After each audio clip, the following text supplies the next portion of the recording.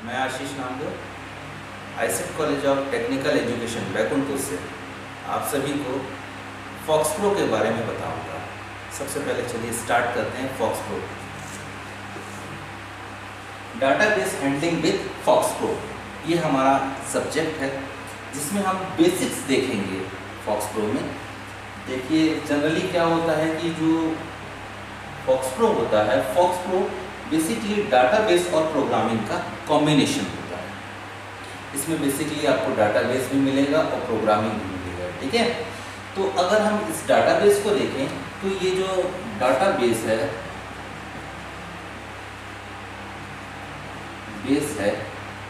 ये होता क्या है। डाटाबेस को समझने से पहले हमको सबसे पहले समझना होगा डाटा के बारे में कि डाटा क्या होता है। चलिए हम देखते हैं डाटा के बारे में। Data, smallest unit of any information और कॉल्ड डेटा। किसी भी सूचना की सबसे छोटी इकाई क्या कहलाती है? डेटा कहलाती है। अब इसके आगे हम चलते हैं, डेटाबेस के बारे में देखते हैं, ठीक है। अगर हम डेटा को थोड़ा और अच्छे से समझने की कोशिश करें, डेटाबेस को थोड़ी देर में देखते हैं। सबसे पहले डेटा को थोड़ी अच्छे से समझने की कोशिश करें तो हम ये देखते हैं कि जैसे ये एप्पल लिखा हुआ, इस एप्पल में हमको क्या दिख रहा है कि अपना कलेक्शन दिख रहा है, वर्ड्स का कलेक्शन दिख रहा है।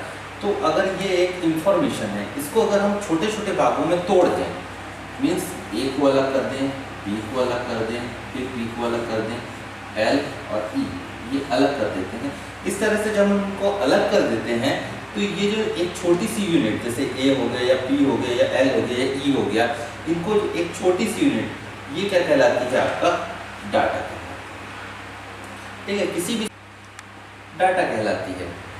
अब देखिए इस डाटा में हमको अलग अलग छोटे छोटे पार्ट्स के अलग अलग दिख रहे हैं, ठीक है। तो ये बेसिकली क्या है? आपका डाटा है। अब हम डाटाबेस के बारे में बात करें तो डाटाबेस क्या होता है? देखिए डाटाबेस बेसिकली डाटा का व्यवस्थित रूप से रखने की प्रक्रिया, मीन्स जो भी आपके पास डेटा है उस डेटा को व्यवस्थित रूप से रखने की प्रक्रिया क्या कहलाती है? डेटाबेस कहलाती है। अब व्यवस्थित रूप से रखने की प्रक्रिया क्या होता है कि अगर हम देखें व्यवस्थित रूप से रखने की प्रक्रिया मीन्स उसको एक टेबुलर फॉर्म में कन्वर्ट करके रखना, एक टेबल के फॉर्मेट में कन्वर्ट करके रखना।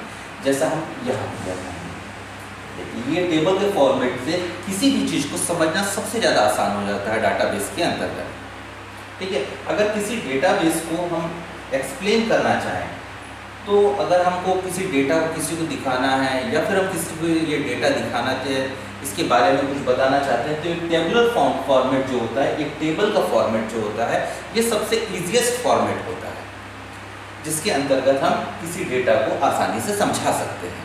और इसको समझाना भी आसान है, समझना भी आसान है। देखिए यहाँ आप देख रहे होंगे ये टेबल बनी हुई है जिसमें हमारा फील्ड नेम दिख रहे हैं, नेम दिख रहा है, एज दिख रहा है, एड्रेस दिख रहा है, ठीक है। देन इसके अंदर हमारा डाटा भरा है ये। तो इनको हमने क्या किया है? व्यवस्थित रूप से रखा है। मीन्स अगर हम इसको देखें तो ये एक रखने का तरीका क्या है? एक व्यवस्थित तरीका है कि नाम के अंदर हमारी सिर्फ नाम की एंट्री होगी, एज के अंदर सिर्फ एज की एंट्री होगी और एड्रेस के अंदर सिर्फ और सिर्फ एड्रेस की एंट्री होगी।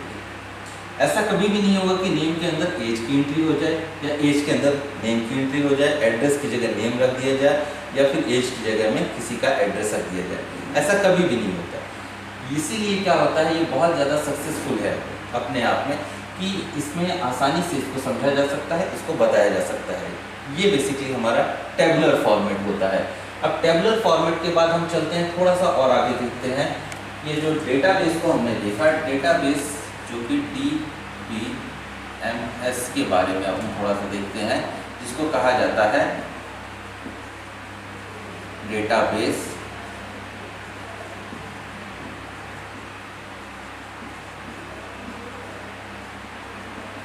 Management system. Database management system, अगर हम डेटाबेस मैनेजमेंट सिस्टम के बारे में देखें, a system which can manage your database और called database management system. Means ऐसा तंत्र जो डेटाबेस को मैनेज करने का कार्य कर रहा है वो क्या कहलाता है, डेटाबेस मैनेजमेंट सिस्टम कहलाता है। मीन्स अगर सिंपल से तरीके हम समझें कि अगर कोई टेबुलर फॉर्मेट बना हुआ है, इस टेबुलर फॉर्मेट को हम कंट्रोल कैसे कर रहे हैं, एक्सेस कैसे कर रहे हैं, मीन्स इसमें किसी डेटा को हम इंसर्ट कैसे कर रहे हैं, डिलीट कैसे कर रहे हैं, अपडेट कैसे कर रहे हैं, तो इन सारी चीज़ों को मैनेज करने का काम DBMS करता है। ठीक है, नेक्स्ट अगर हम आगे चलते हैं तो इस टेबुलर फॉर्मेट की तरफ फिर से हम चलते हैं, जिसमें हम कुछ चीज़ों को समझेंगे। इस टेबुलर फॉर्मेट में हमको रो और कॉलम्स दिख रहे हैं। हर रो को और हर कॉलम को अगर हम थोड़ी अच्छे से समझने की कोशिश करें तो सबसे पहले हम देखते हैं इस टेबल की हेडिंग के बारे में।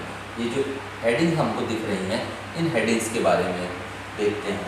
ठीक है, सबसे पहला ये जो टेबल्स की हेडिंग है, ये हेडिंग हमारी कहलाती हैं आपके फील्ड नेम।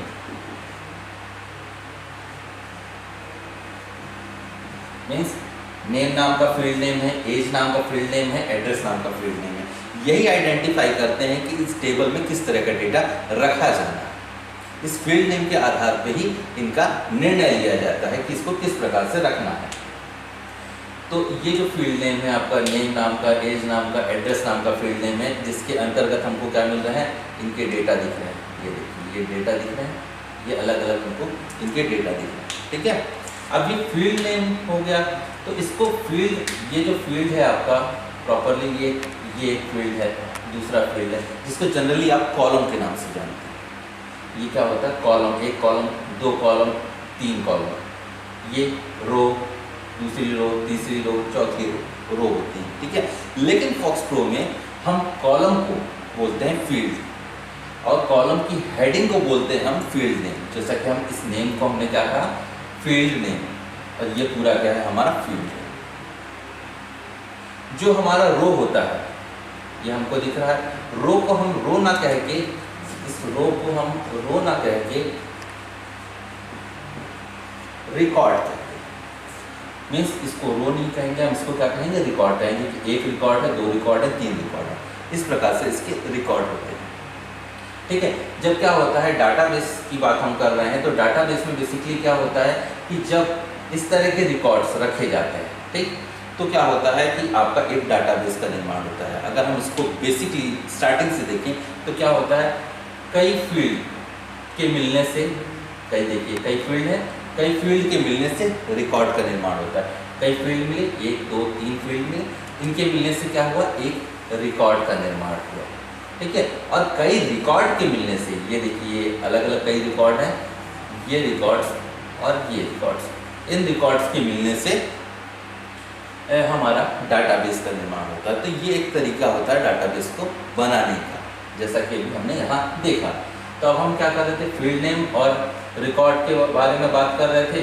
फील्ड नेम हमारा ये नेम नाम का फील्ड नेम है, एज नाम का फील्ड नेम है और ये एड्रेस नाम का फील्ड नेम है। ठीक है, तो फील्ड नेम के अंदर जो रखे हुए हैं ये हमारे फील्ड हैं, ठीक, और ये जो रो है वो हमारे क्या है, रिकॉर्ड्स हैं। तो इस तरह से एक कंप्लीट डाटाबेस का निर्माण होता है। देखिए, अब हम फील्ड के बारे में बात कर रहे हैं, जो फील्ड नेम इनके दिए हुए हैं, इन फील्ड नेम के बारे में बात कर रहे हैं। तो अगर इन फील्ड नेम्स को हम देखें तो ये जो फील्ड नेम्स हैं, इनको निर्धारित करना बहुत ज़रूरी है कि इनका निर्धारण किस तरह से किया जाएगा, कि ये फील्ड नेम की चौड़ाई क्या होगी, कितने कैरेक्टर्स लिखे जा सकते हैं, क्या हम इसमें स्पेस का प्रयोग कर सकते हैं कि नहीं, इन सारी चीज़ों का निर्धारण करना बहुत ज़रूरी होता है। अगर हम यहाँ देखें कि ये जो फील्ड नेम हमारा है, फील्ड नेम के निर्धारण में किन किन चीज़ों को ध्यान में रखना है। सबसे पहला जो ये फील्ड नेम है, इस फील्ड नेम की जो मैक्सिमम विड्थ है, मैक्सिमम चौड़ाई है, वो सिर्फ 10 कैरेक्टर्स की होनी चाहिए। मीन्स हमारा कोई भी फील्ड नेम है वो हमारा 10 कैरेक्टर्स के अंदर होना चाहिए। 10 कैरेक्टर से ज़्यादा का हम फील्ड नेम नहीं ले सकते हैं, ये इसकी खासियत होती है। अगर हम 10 कैरेक्टर से ज़्यादा का फील्ड नेम लेने की कोशिश करेंगे तो हमारा क्या हो जाएगा, रुक जाएगा ये फील्ड नेम। ठीक है, उसके आगे हम इसको नहीं लिख पाएंगे। ठीक है, नेक्स्ट दूसरी चीज, सेकंड होता है फील्ड नेम में किसी प्रकार के स्पेस का प्रयोग नहीं किया जा सकता। अगर हम चाहें कि हम इस तरह से कुछ स्टूडेंट नेम लिखना चाहें तो ये हम नहीं लिख सकते। क्यों? क्योंकि यहाँ हमारा स्पेस का प्रयोग किया जा रहा है। अगर हम स्पेस का प्रयोग करके लिखने की कोशिश करेंगे तो ये नहीं चलेगा, क्योंकि स्पेस इसमें काम नहीं करता है। अगर हमको दो वर्ड्स को सेपरेट करना है तो सेपरेट करने के लिए हम अंडरस्कोर का यूज़ करते हैं। अंडरस्कोर का यूज़ करते हैं। अंडरस्कोर का यूज़ कैसे कर सकते हैं? जैसे कोई स्टूडेंट नेम है तो हम इस तरह से, ये कुछ इस तरह से हम इसका प्रयोग कर सकते हैं। बेसिकली ये एक साधारण सा तरीका होता है। नेक्स्ट देखते हैं थर्ड, किसी भी फील्ड नेम का निर्धारण करते समय हमको फील्ड नेम का प्रथम जो पहला अक्षर है वो कैरेक्टर लिखना होगा, ना कि कोई न्यूमेरिक नंबर। हम बेसिकली क्या करेंगे कि हमको अगर किसी भी फील्ड का नाम लिखना है तो हम पहला कैरेक्टर हम उसको कैरेक्टर ही लेंगे, अल्फ़ाबेट ही लेंगे। इसके अलावा अगर हम उसके बाद हमको अगर किसी नंबर की आवश्यकता है तो नंबर का यूज़ कर सकते हैं, लेकिन पहला अल्फ़ाबेट ही होगा।